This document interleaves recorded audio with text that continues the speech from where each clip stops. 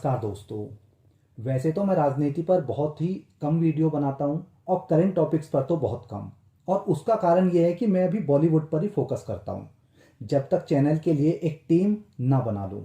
Team बनाने के बाद बॉलीवुड से अलग दूसरे विषयों पर भी वीडियो बनाने का विचार कर रहा हूँ, क्योंकि गंदगी सिर्फ बॉलीवुड में नहीं और भी कई जगह है।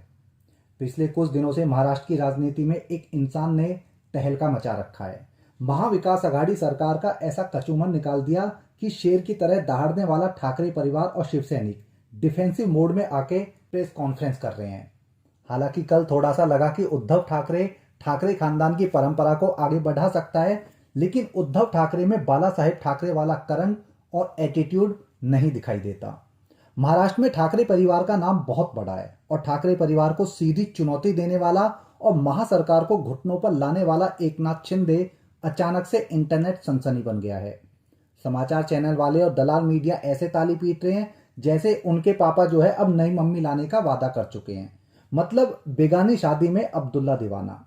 जो शिवसेना अभी कल परसों तक कांग्रेस की साथी होने की वजह से गद्दार थी, भ्रष्ट थी, देशद्रोही थी, उसी शिवसेना के 70% एमएलए अब दूध की तरह पाक साफ होने वाले हैं। लेकिन इतना बदलाव आया कैसे, वो भी इतने सारे लोग एक साथ ईमानदार हो रहे हैं? इतना बड़ा बदलाव। और कौन है ये एकनाथ शिंदे, इस पर भी बात करूंगा आगे इस वीडियो में। एकनाथ शिंदे महाराष्ट्र की उद्धव सरकार में नगर विकास मंत्री है और शिवसेना में टॉप 5 नेताओं में इनकी गिनती होती है। एकनाथ शिंदे का जन्म हुआ था 9 फरवरी 1964 को सतारा, महाराष्ट्र में। एकनाथ एक बहुत ही गरीब परिवार से बिलोंग करते थे और यही वजह थी कि वो ज़्यादा पढ़ाई नहीं कर पाए। 11वीं क्लास से ही उन्होंने जो है पढ़ाई छोड़ दी थी। उसका एक कारण ये भी था कि एकनाथ को जो है शुरू से ही लड़ाई झगड़े करने का बहुत शौक रहा था, जिसकी वजह से उन्हें आए दिन स्कूल से निकाल दिया जाता था और फिर वो इसी वजह से पढ़ाई नहीं कर पाए। लड़ाई झगड़ा, गुंडागर्दी, इन्हीं सब के बीच में वो दिहाड़ी पर छोटी छोटी दुकानों पर काम करने लगे। मजदूरी की, दिहाड़ी पर काम किया और कई और छोटे छोटे काम किए। लेकिन अपने गुस्से और लड़ाई झगड़े की वजह से कहीं पर भी वो ज़्यादा दिन तक नहीं टिक पाए। धीरे धीरे उम्र थोड़ी सी बढ़ी तो ऑटो रिक्शा चलाना शुरू कर दिया। ऑटो रिक्शा के समय भी वही लड़ाई झगड़ा चालू रहा। उस समय शिंदे जो है सतारा से ठाणे आके रहने लगे थे अपने परिवार के साथ में, और 10th क्लास की जो पढ़ाई की थी, 10th या 11th से जो बीच में छोटा था, वो ठाणे से ही की थी। जिन दिनों शिंदे ऑटो रिक्शा चलाते थे उन्हीं दिनों ठाणे में एक बहुत बड़ा नाम चर्चा में था। चारों तरफ उसी नाम की चर्चा और वो लोगों में एक हीरो की तरह अपनी इमेज बना रहा था। वो शख्स था आनंद दीघे। वो आनंद दीघे जो एक समय पर बाला साहेब ठाकरे को टक्कर देता था, एक आदर्श की तरह थे। उन्हीं से इंस्पायर होकर शिंदे ने भी जो है शिवसेना ज्वाइन करने की सोची, लेकिन उसे रास्ता नहीं पता था कि ज्वाइन किस तरह से किया जाए, क्योंकि उसका खुद का या उसके परिवार का पॉलिटिक्स से दूर दूर तक कोई भी संबंध नहीं था। उन्हीं दिनों एकनाथ शिंदे का कहीं झगड़ा हो गया, जिसमें उसका ऑटो रिक्शा जो है पूरी तरह से डैमेज हो गया था। झगड़े की बात आनंद दीघे के पास पहुंची तो पता चला कि लड़ाई झगड़े की वजह से आनंद दीघे भी एकनाथ शिंदे को थोड़ा बहुत पहचानने लगे थे, क्योंकि जहां एकनाथ शिंदे रिक्शा चलाते थे वो ठाणे का एरिया था और आनंद दीघे का गढ़ माना जाता था, और वहां अगर पत्ता भी हिलता था तो उसकी खबर भी आनंद दीघे को होती थी। खैर, आनंद दीघे ने जो है शिंदे को अपने पास बुलाया और पार्टी में आने का न्योता दिया। खुद शिंदे जो है आनंद दीघे का फैन था तो उसने पार्टी झट से ज्वाइन कर ली। धीरे धीरे शिंदे जो है आनंद दीघे का खास बनता चला गया और एकनाथ शिंदे आनंद दीघे का राइट हैंड कहलाया जाने लगा। आनंद दीघे को एकनाथ शिंदे का राजनीतिक गुरु भी कहा जाता है, क्योंकि शिंदे ने आनंद दीघे की उंगलियां पकड़कर ही राजनीति के दांवपेच सीखे थे। शिंदे ने सिर्फ 18-19 साल की एज में शिवसेना ज्वाइन कर ली थी और वो पार्टी का कार्यकर्ता बनकर आनंद दीघे के साथ में रहने लगा था। शिंदे का थोड़ा बहुत नाम हुआ तो बाला साहेब ठाकरे की नज़र शिंदे पर पड़ी और उन्होंने शिंदे को पार्टी में छोटी छोटी जिम्मेदारी देनी शुरू कर दी।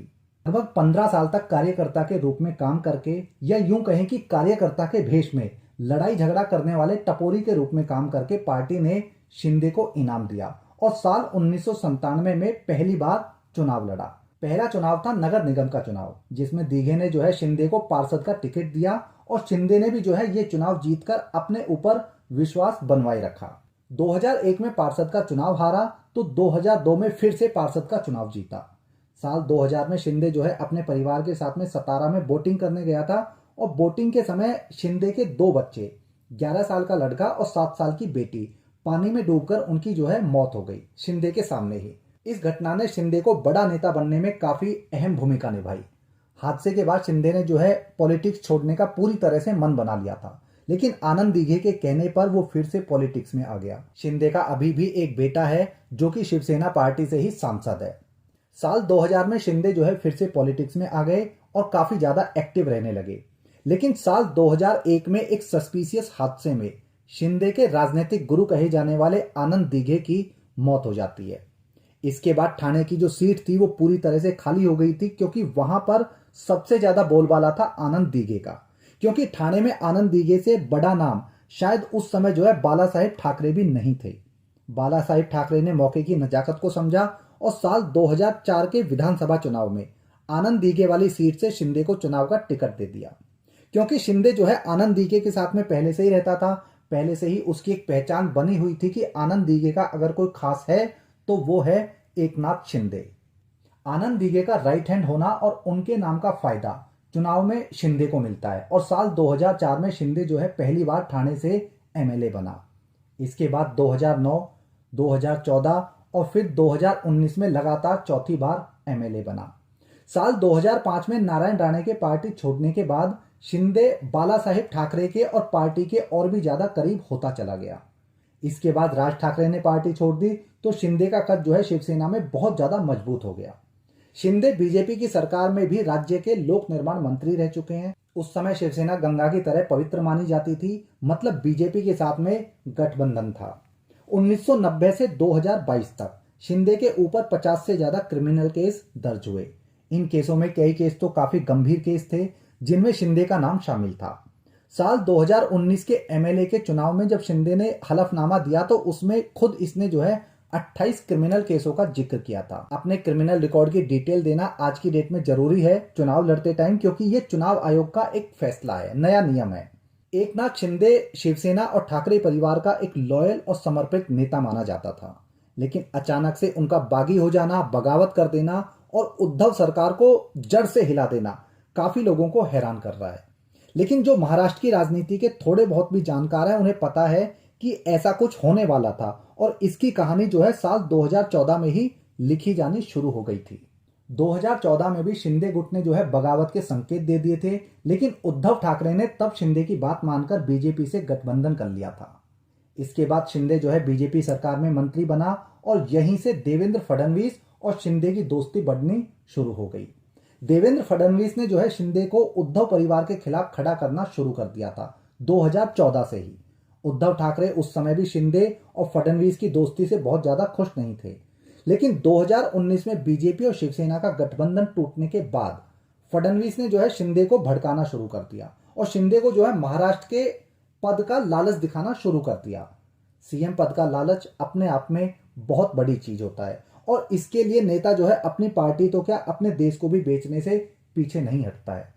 वैसे 2019 में उद्धव ठाकरे ने जब कांग्रेस और एनसीपी से गठबंधन किया था तब भी जो है शिंदे को ही सीएम बनाने पर विचार चल रहा था। खुद उद्धव ठाकरे भी विचार कर रहा था और पूरे महाराष्ट्र में जो है शिंदे को अगला सीएम बताकर पोस्टर भी चिपका दिए थे। लेकिन वहां शरद पवार और कांग्रेस ने गेम खेला और दोनों पार्टियों ने मिलकर शिवसेना में जो है फूट डालने के लिए शिंदे के नाम को खारिज कर दिया और उद्धव ठाकरे के नाम पर मोहर लगा दी। यहीं से शिंदे और उद्धव ठाकरे के बीच में दरार पड़नी शुरू हो गई थी। बाला साहेब की मौत के बाद से ही उद्धव ठाकरे खुद भी जो है सीएम पद का सपना देखने लगा था। 2014 में भी जो है उन्होंने काफी ज्यादा कोशिश की, 2019 में भी कोशिश की और इसी बात पर बीजेपी से जो है ब्रेकअप हुआ था कि वो जो है सीएम बनाने को एग्री नहीं थे। लेकिन जब कांग्रेस और एनसीपी का साथ मिला तो शिंदे साइडलाइन होते चले गए और उद्धव ठाकरे बन गए महाराष्ट्र के 19वें सीएम। दूसरी बगावत यहां से शुरू होती है। उद्धव के सीएम बनने के बाद में शिंदे जो है पार्टी में अपनी अहमियत खोने लगते हैं और उद्धव ठाकरे उन्हें जो है धीरे धीरे नजरअंदाज करना शुरू कर देते हैं। उद्धव पहली बार सीएम बने थे तो थोड़ा सा घमंड आना लाजमी है और कुछ नए नए चापलूसों से चापलूसी करवा रहे थे, तो उन्हें लगा कि अब तो वो बस भगवान बन चुके हैं। इसी घमंड में उद्धव ने जो है धीरे धीरे पार्टी के एमएलए और दूसरे बड़े नेताओं से भी मिलना बंद कर दिया और शिंदे को जो है पूरी तरह से हाशिए पर धकेल दिया, यानी उनको जो है पूरी तरह से नजरअंदाज कर दिया। शिंदे को ये बात बर्दाश्त नहीं हुई, क्योंकि वो भी अपने आप में बहुत बड़ा नेता था शिवसेना में, और उन्होंने जो है पार्टी के विधायकों और मंत्रियों में अपनी पकड़ बनानी यहां से शुरू कर दी। 35-40 एमएलए को अपने साथ में लिया और हिंदुत्व के नाम पर बगावत का ऐलान करके पहले बीजेपी के गुजरात में और फिर आसाम में जाके बैठ गए, क्योंकि शिंदे और बागी एमएलए को पता है कि ठाकरे परिवार से दुश्मनी लेकर वो महाराष्ट्र में सेफ नहीं रह सकते, और ऐसे में कोई मदद कर भी नहीं सकता है, और अगर कोई मदद कर सकता है तो वो है केंद्र सरकार। गुवाहाटी के जिस होटल में ये बागी एमएलए छिप के बैठे हैं, वो होटल आज की डेट में पूरी तरह से पुलिस छावनी में बदल चुका है। हर एमएलए के रूम के बाहर 4-4 पुलिस वाले खड़े कर रखे हैं कि कहीं कोई एमएलए ठाकरे परिवार से डर कर पतली गली से महाराष्ट्र को ना निकल जाए। होटल में जितनी फोर्स लगा रखी है उतनी फोर्स बिना राज्य सरकार के या केंद्र सरकार की मदद के नहीं लगाई जा सकती। बीजेपी इस पूरे मुद्दे पर अभी तक चुप बैठी है। उसका एक भी कोई बड़ा बयान नहीं आया है। उसका एक बयान आया है कि ये शिवसेना का अंदरूनी मामला है और हमसे इसका कोई भी कनेक्शन नहीं है, क्योंकि बीजेपी जानती है कि वो खुलकर ठाकरे परिवार से दुश्मनी लेकर महाराष्ट्र में सरकार भी बना भी लेगी तो ठाकरे परिवार की पावर ज्यादा होगी, और बीजेपी वहां जो है इतने मजे से सरकार नहीं चला पाएगी जैसे बाकी जगह चला लेती है। बाकी लोगों को मेरी बात शायद हजम नहीं होगी, लेकिन आपको एक सच्चाई बताता हूं। मैंने जितना बाला साहेब ठाकरे के बारे में पढ़ा हुआ है, मैंने कई सारी किताबें पढ़ी हैं और शिवसेना के बारे में पढ़ा है। अगर किसी को लगता है कि मोदी और शाह बहुत पावरफुल इंसान है तो उनकी वो पावर महाराष्ट्र के अंदर धरी रह जाती है। महाराष्ट्र में ठाकरे परिवार और शिवसेना सत्ता में रहे या ना रहे, पावर का दूसरा नाम है ठाकरे परिवार। हाँ, ये भी एक सच्चाई है कि बाला साहेब ठाकरे के बाद ये जो शिवसेना है ये वैसी नहीं रही, लेकिन अभी भी ये महाराष्ट्र में सबसे खतरनाक मानी जाती है। यही वजह है कि बीजेपी शिवसेना को तोड़ने में अपना नाम सामने नहीं लाना चाहती है। शिंदे और बागी गुट जो है हिंदुत्व के नाम पर जो बगावत कर रहे हैं, दरअसल वो एक ढोंग है। असल बात यह है कि उन्हें जो है बगावत करने के लिए कई तरह के लालच दिए जा रहे हैं, डराया जा रहा है, धमकाया जा रहा है। एनसीपी पार्टी के प्रवक्ता हैं महेश तपासे, उन्होंने जो है खुलेआम आरोप लगाया है कल कि बीजेपी हर एक एमएलए को, जो बागी एमएलए हैं, हर एक एमएलए को 50 करोड़ रुपए दे रही है, और उसी 50 करोड़ के लालच में उन्होंने जो है बगावत कर दी है। इसके अलावा बागी विधायकों को यह भी डर है कि आज तक तो वो लोग जो है हिंदुत्व के नाम पर चुनाव लड़ते थे और जीतते भी थे, लेकिन शिवसेना अब कांग्रेस और एनसीपी की गोद में जा बैठी है, तो हिंदुत्व का जो मुद्दा है वो कहीं ना कहीं दब गया है। और आने वाले चुनाव में ये एमएलए जो इस टाइम पे एमएलए हैं वो हिंदुत्व के मुद्दे पर चुनाव नहीं लड़ पाएंगे। हिंदुत्व के मुद्दे के अलावा इनमें और कोई क्वालिटी है भी नहीं कि ये लोग जो है वोट बटोर सके। यानी एक सबसे बड़ा मुद्दा इनके पास चुनाव जीतने का है तो वो है हिंदुत्व का मुद्दा। और असल बात तो ये है कि आने वाले चुनाव में ही नहीं बल्कि इन्हें जो है अपने पूरे राजनीतिक कैरियर जो है खतरे में दिखाई दे रहे हैं, तो ये जो है अब हिंदुत्व की बीन बजाने लगे हैं। इसके अलावा बगावत करने का एक तीसरा कारण भी है, और वो कारण है ईडी और इनकम टैक्स की रेड का डर।